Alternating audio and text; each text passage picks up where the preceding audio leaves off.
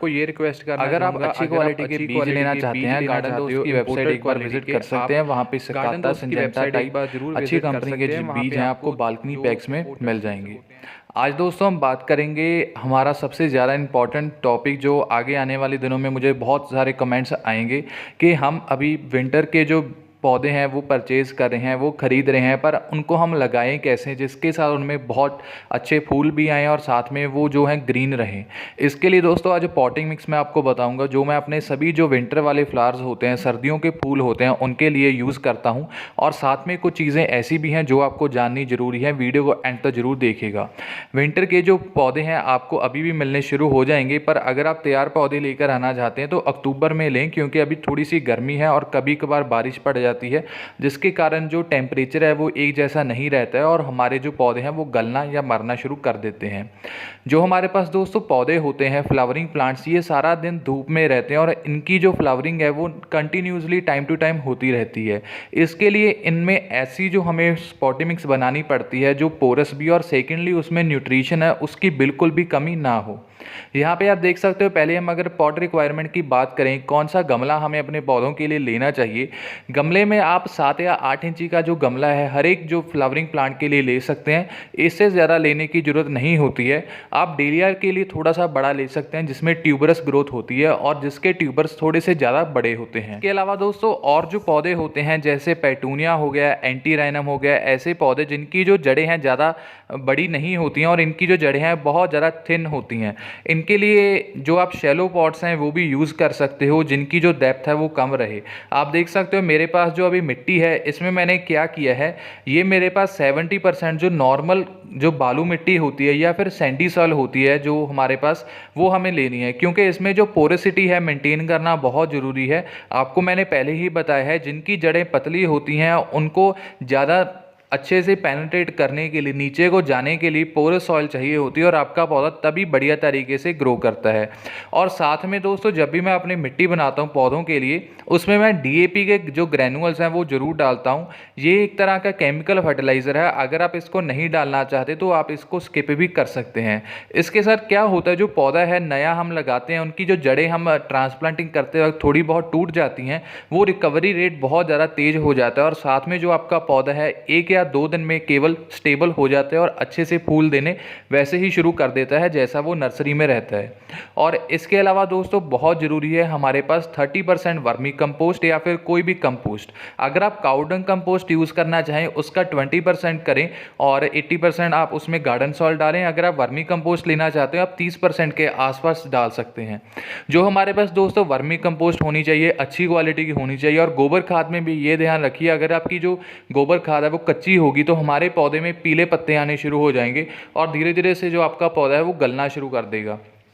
इसीलिए अच्छी क्वालिटी की वर्मी कंपोस्ट या कोई भी खाद लें। और ये बहुत ज़रूरी है, कोई भी फ्लावरिंग वाला पौधा होता है आपको पता है उसके रोज़ नए फूल निकलते हैं और दूसरे दिन उसके फूल गिर भी जाते हैं और उसके दोबारा उसको नए बर्ड्स बनाने पड़ते हैं।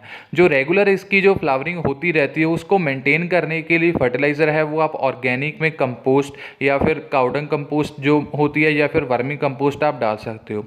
लीफ कंपोस्ट भी डाल सकते हैं, पर मैं आपको इतनी ज़्यादा सुजेस्ट नहीं करता, वो एसिडिक होती है और काफ़ी पौधों को नुकसान भी पहुंचा सकती है।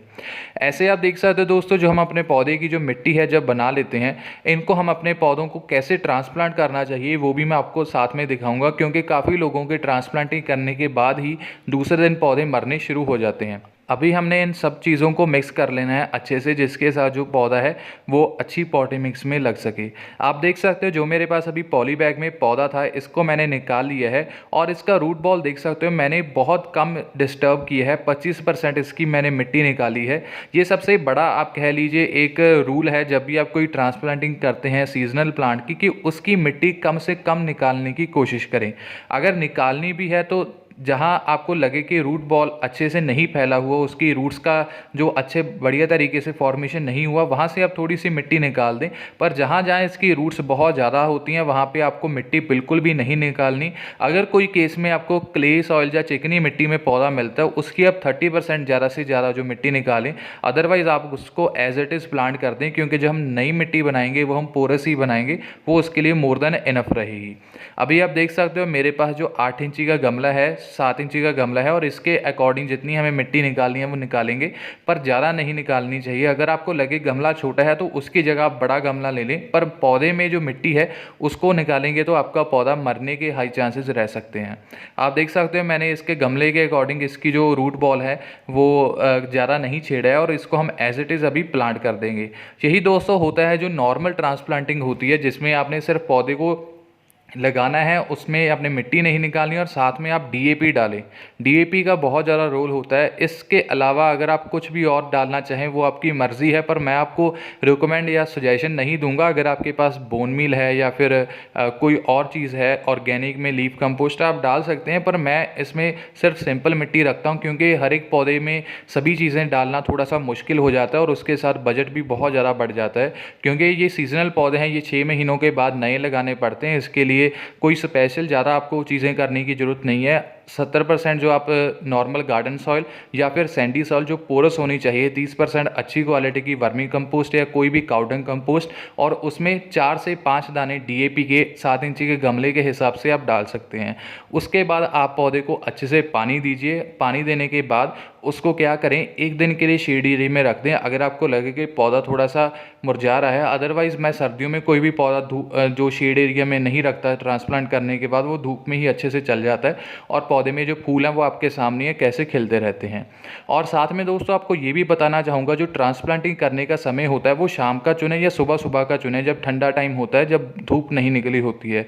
उसके साथ हाई चांसेस होते हैं कि आपका पौधा अच्छे से स्टेबल हो जाए। और पानी पौधे को उतना ही डालिए जितनी उसकी ज़रूरत है। अगर आप ज़्यादा पानी डाल देते हो, जो सॉइल है वो डैम्प होना शुरू हो जाती है, वो भी एक कारण होता है कि आपका पौधा मरना शुरू हो जाए, वेल्ट करना शुरू हो जाए, क्योंकि उसमें फंगस है पौधे में ज़्यादा लग जाती है पानी ज़्यादा समय के लिए स्टैंड होने के कारण। इसलिए ये चीज़ों का छोटी छोटी चीज़ें अगर आप ध्यान से ही करेंगे अपने पौधों को लगाते वक्त, तो आपका पौधा कभी भी नहीं मरेगा। आई होप आपको ये वीडियो अच्छी लगी होगी और आपको सब कुछ समझ में आ गया होगा। इसके अलावा अगर आपका कोई और क्वेश्चन है आप मुझे कमेंट सेक्शन में बता सकते हैं, मैं आपका रिप्लाई देने की कोशिश करूंगा। मेरे चैनल को अच्छे से जो आप सभी वीडियोस को देखिए और लाइक करिए, और साथ में मेरे चैनल को सब्सक्राइब जरूर करिए और 100K जल्दी से जल्दी करवा दीजिए। And I am really thankful to each and every one who is watching my video regularly. ऐसे ही वॉच करते रहिए और मेरे चैनल को सब्सक्राइब जरूर करिए। Thank you for watching.